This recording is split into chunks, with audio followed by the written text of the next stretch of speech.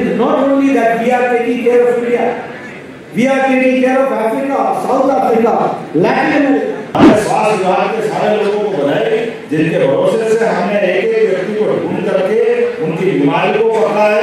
ये हमारी Indian companies हैं जिन्होंने एड्स की सबसे सस्ती दवा बनाई। और महाकाल की कृपा से निश्चित रूप से स्वास्थ्य विभाग हमारा लगातार प्रगतिरत है। India is taking the lead.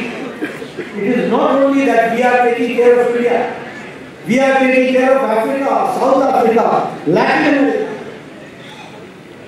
ये हमारी इंडियन कंपनीज हैं जिन्होंने एड्स की सबसे सस्ती दवा बनाई और सबसे इफेक्टिव दवा बनाई।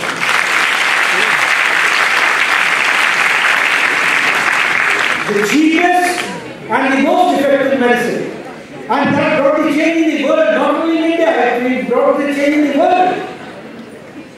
African countries could not afford. It was so costly. जान बचाए या दवाई खाएं, क्या करें? कर नहीं सकते। लेकिन इंडिया के फार्मास्यूटिकल्स को मैं उनको सलाम करता हूँ, फार्मास्यूटिकल इंडस्ट्रीज को, फार्मास को, जिन्होंने दुनिया को इफेक्टिव और सस्ती दवा दी। और आज Africa, south Africa, Latin America, यहाँ के देश को हम इसमें से अपने आप के साथ जोड़ पा रहे हैं, इसको भी हमको ध्यान रखना है। इसलिए अब आज के दिन जब हम डेडिकेट करते हैं तो हमको एजुकेटिंग दी मासेस चर्चा होनी चाहिए।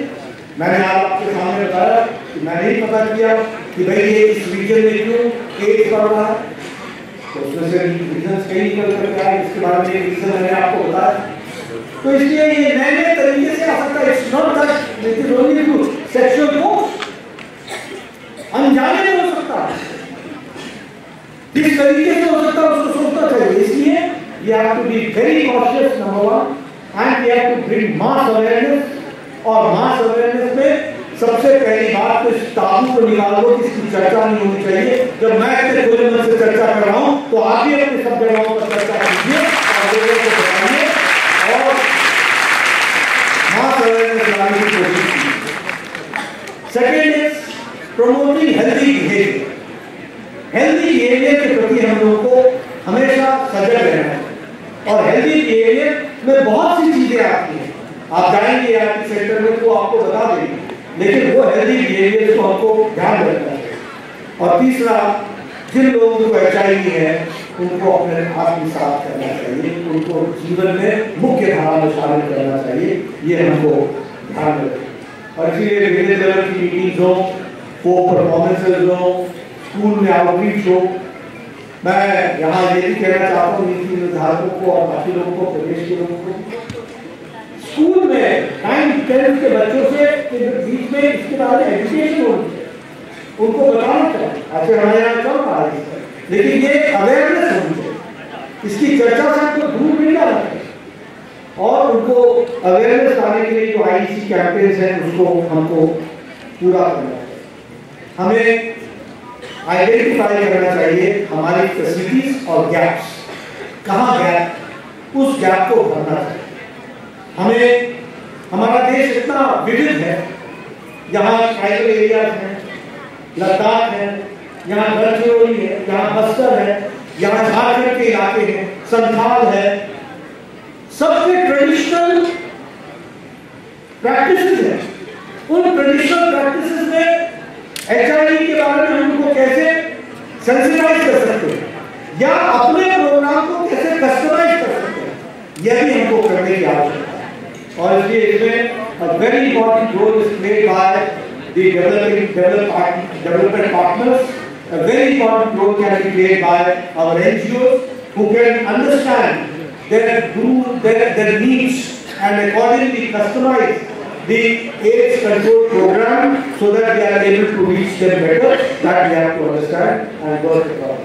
और प्रधानमंत्री मोदी के नेतृत्व में हम इन्हीं बारीकियों पर काम कर रहे हैं, हम इन्हीं बारीकियों को जानने का प्रयास करें और उन बारीकियों को भरने का प्रयास करें।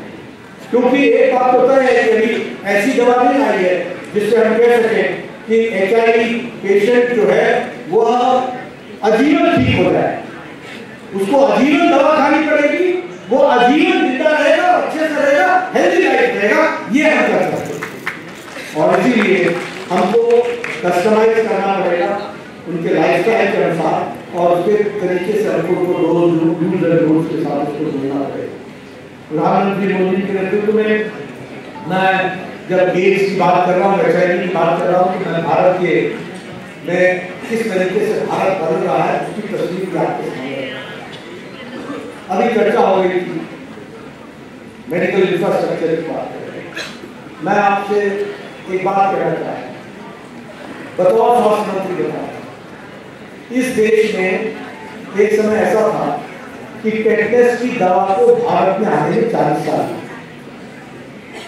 इस देश में ट्यूबरकुलोसिस की दवा को आने में 20 से 25 साल, इस देश में हमारे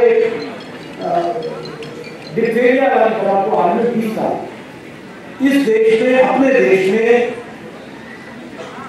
जापानीज इंसेफेलाइटिस की दवा 1906 में बन गई थी जापान में, केम इन इंडिया इन 2006, 100 ईयर्स में।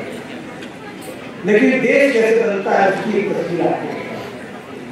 Corona came in India in 2020, first 17th of January, first case was reported on 17th of January 2020. 26th April, Prime Minister Modi set up a task force in 2020 और 9 महीने के अंदर भारत में एक नहीं दो indigenous vaccine बना कर दी, दो।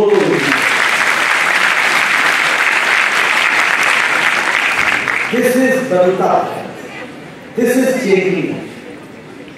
दूसरी बात, कोरोना मैनेजमेंट को आप उठाते नहीं। अमेरिका में लॉकडाउन पर बताइए स्ट्राइक हुई थी नहीं हुई थी? यूरोप में लोगों ने लॉकडाउन लगाने से रोका भी नहीं रोका। ये तय नहीं कर पाए लॉकडाउन लगाएं कि नहीं लगाएं, लगाएं कि नहीं लगाएं, ये तय नहीं कर पाए। बोलने के लिए इस प्रकार से सभी प्रकार की सभी व्यवस्था हुई, वाकई वो बहुत अभिनंदन की बात है।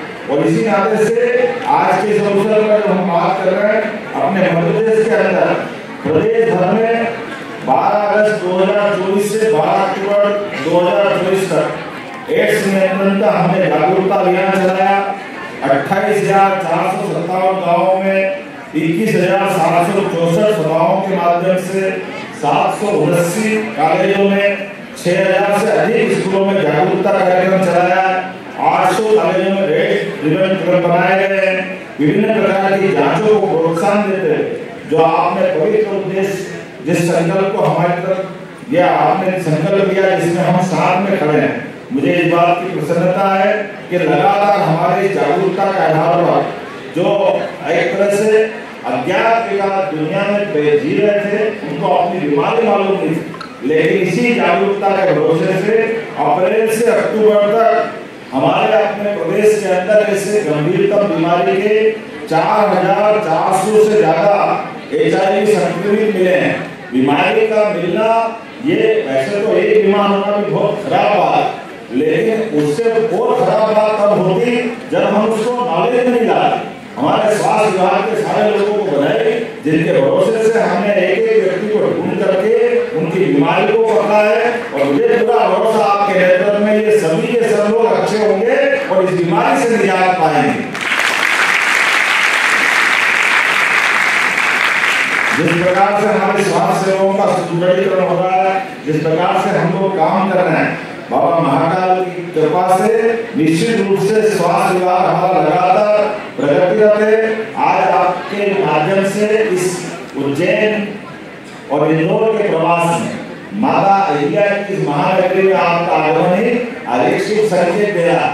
आपका आना वैसे ही सदैव आनंददायी रहा है, आशीर्वाद आपका सदैव मध्य प्रदेश में रहा है। और स्वास्थ्य सेवाओं को लेकर के हमारे पूरे प्रदेश में सबसे अच्छी स्वास्थ्य सेवा कर रही है। तो इंदौर में मुझे इस बात का गर्व है, आपकी उपस्थिति से और उद्यान हो रहा है और बहुत सारे सुधार होते जा रहे हैं।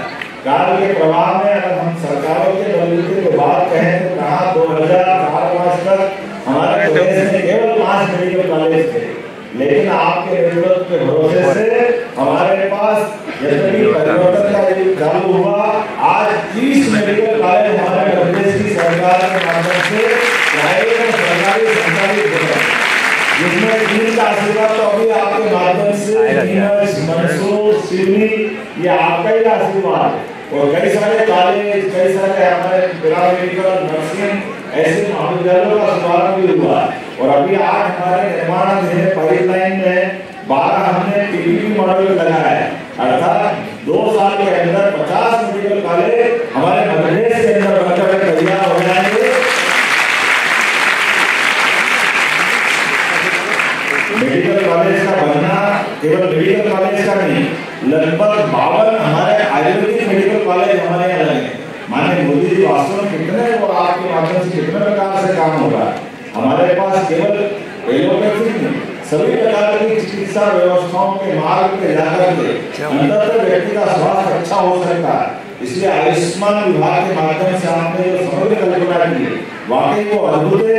आज के इस अवसर पर पुनः मैं आपका प्रदेश की धरती पर स्वागत करता हूँ, अभिनंदन करता हूँ और उम्मीद करता हूँ आपके मार्गदर्शन में निश्चित रूप से 2030 तक तो हमारा देश होगा, लेकिन हम कोशिश करेंगे 2028 तक ही मध्य प्रदेश एड्स से मुक्त हो जाए। आपका आशीर्वाद चाहते हुए इस संकल्प के साथ आपको धन्यवाद, आभार, पुनः अभिनंदन।